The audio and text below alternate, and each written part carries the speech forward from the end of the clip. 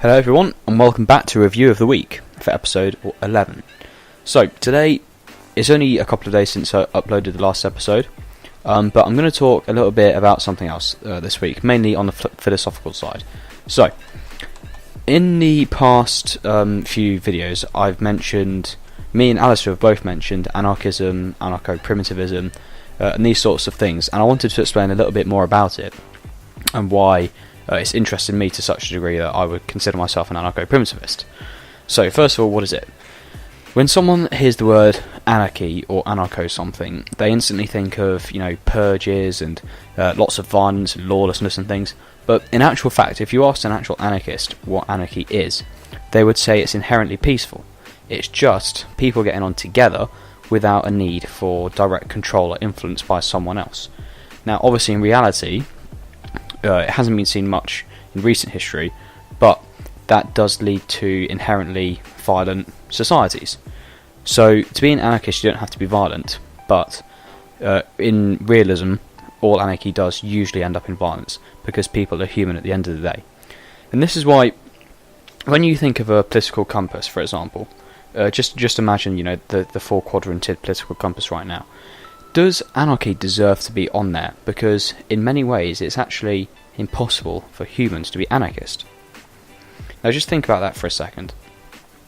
Because anarchy is inherently peaceful, and humans aren't inherently peaceful, everywhere else on the political spectrum you can actually be violent to a certain extent. Liberals, authoritarians, commies, fascists, authoritarian right people, whatever it is. They're all violent to a degree. So, does anarchy deserve to be on the political spectrum? I would say no. But, that's a separate sort of trail of thought we could go for in this podcast, but we're not. Today we're going to be talking precisely about anarcho-primitivism and its benefits to society. What is it? So, anarchy is obviously the simple lack of someone in direct control. It's the opposite of authoritarianism, the opposite of fascism and communism, for example. In the UK and in the US, the governments are relatively authoritarian, not to a degree where they are in, say, Russia or North Korea. They are less extreme. But almost all societies and governments in the world today are authoritarian. And so it's hard to picture something which isn't authoritarian, because we are surrounded by examples of pure authoritarianism all the time. So anarcho-primitivism is the opposition of direct power between one person or being controlled by a government, be it an oligarchy or an aristocracy or whatever. And primitivism is going back to ways before agriculture developed into civilization. So, the average anarcho-primitivist, there are a few of us, admittedly, they would say that it's the shift from the hunter-gatherer lifestyle to agricultural subsistence that gave rise to social stratification, coercion, alienation and overpopulation, which is true. Whichever stance you take on it is true. And you've heard me talk in previous podcasts about technology going too far and this earth being screwed because of the people on it and things like that, and I still stand by that. It's completely true. But I'd suggest that anarchy in the form of just pure anarchy wouldn't work. And admittedly, even though I am an anarchist, I don't think it would work too greatly, because people, as I said before, are inherently violent. It's built into our DNA. But ideologically speaking, if we could have an anarcho-primitivist society, what would it look like? Well, first of all, there'd be way fewer people. As we all know, the population grew from 1 billion to 7 billion in under 200 years, which is absolutely insane. If you look at a timeline of the history of the Earth, the population went up in the tiniest last 200 years out of the millions and millions of years that the Earth's been around, and the population's gone up 7 times. It's absolutely outrageous how this happened. So, an anarcho-primitivist would go back to a time when there were much more fewer people, and we would rewild our society back into nature. So we're talking de-industrialization, the abolition of the division of labour, and education, and large-scale organisation of technologies. So that includes the internet, that includes electricity, that includes all the other things which we take for granted nowadays. So plastics, genetically modified foods, processed everything, metals to a certain degree, and plastics and woods and things like that, which have been processed against how they've been naturally made. So it sounds a bit silly and odd for the first time you hear something like this. Of course it does. But if you think about the film Avatar, obviously that's had a lot of influence from many other things previously, as James Cameron has himself admitted. But the point I'm trying to make is that people work best when they're in, they're in sync with the planet that they live on. That's why I've said in previous podcasts, like the one about Elon Musk, that people don't deserve to go to another planet, because we've proven that we cannot live in harmony with our own. So why should we live in what's to say that we will live in harmony with Mars, or the Moon, or wherever else we're going to end up in a few hundred years' time? So the point is, I think that people have, as a society, gone too far. And admittedly, I think it's impossible to go back. But if I could, I would. So I know I'm sitting here on a plastic chair, essentially, speaking into a microphone, which is plugged into the wall, connected to the power grid, which is connected to the internet, so I can put this online.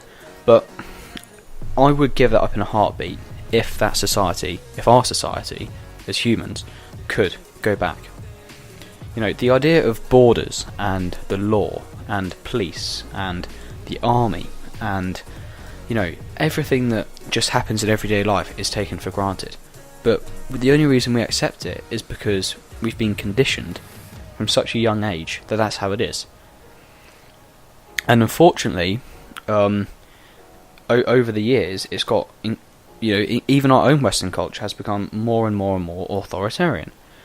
In the US, anarchism started to have an ecological view in the writings of Henry David Thoreau. He wrote a book called Walden, and it advocates simple living and self-sufficiency, according to Wikipedia. I've read this book myself; it's absolutely brilliant.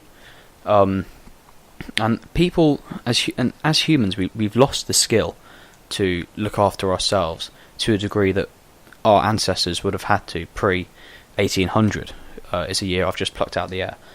But as a society, we've become mentally weak and lazy to the point where we're accepting all these ideas that everyone's equal and everyone should have equal opportunity.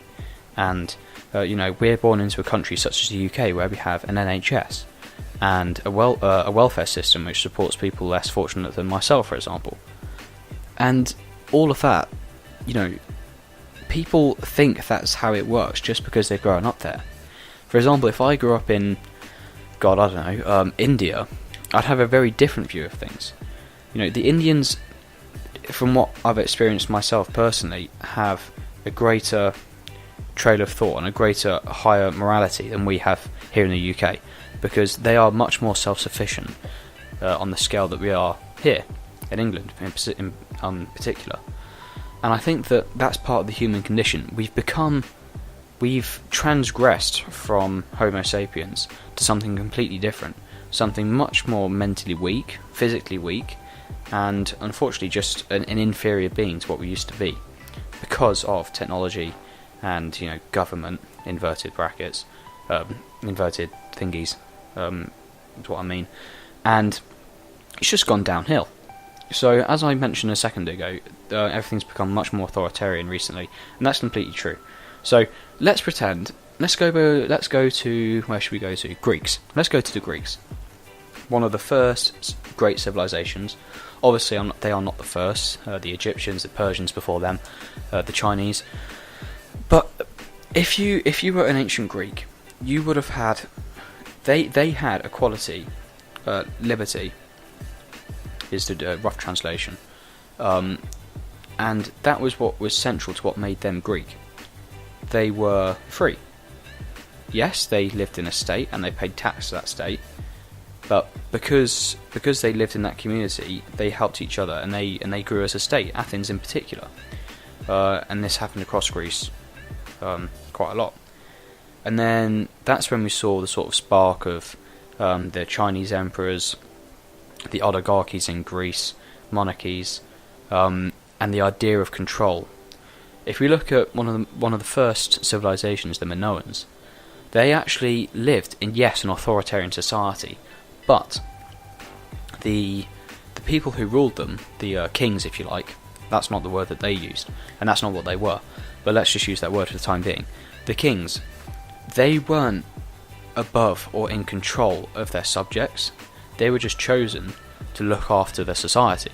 So the average farmer would give all of their produce to the king, if you like, and all the farmers did this, and all the artisans did this, and everything went to there, and then it was shared among the community equally. Now, yeah, that sounds like mass communism, and that is one of the things which I fight against, communism. But there's a difference between communism on the scale of, China and the USSR. There's a big difference between that type of communism and communism in one city, of one community. And this is where a line has to be drawn. I would argue they were anarcho-primitivists. Yes, they had authoritarian control, but they were still all part of one community, and they lived a primitive lifestyle, hunter-gathering, growing their own food, making their own buildings out of what they had, the stone around them, the wood around them, and they painted using minerals that they found literally in the fields a few miles from their houses.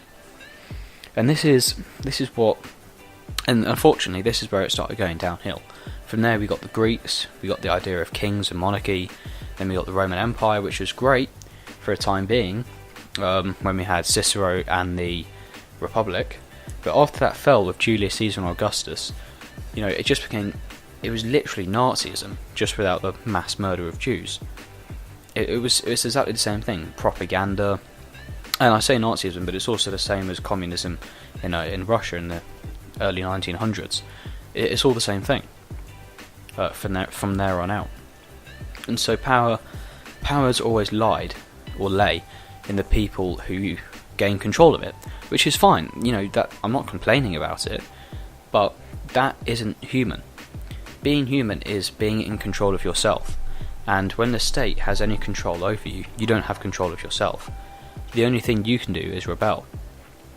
And so this is why I'm an anarcho-primitivist, because who is to say that the government should tell me that I can't, rob a bank? Obviously I'm not going to, but why should they say that? Who says that the law is just?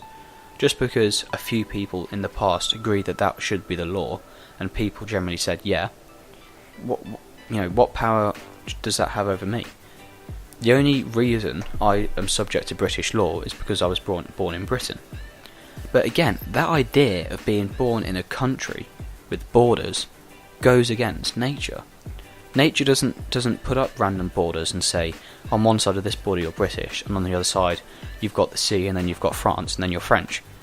Right? That is a human construction which has led to the rise of mental weakness.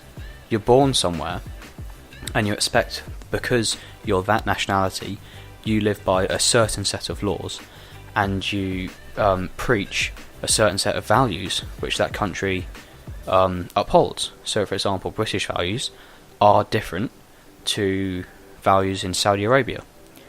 And, I'm exactly the same as someone who's born there. They might have darker skin because they're out in the sun more, and they might have a different colour hair to me because that's how their ancestors were.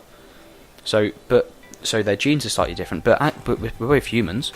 Why do we practice different religions? Why do we have different facial features?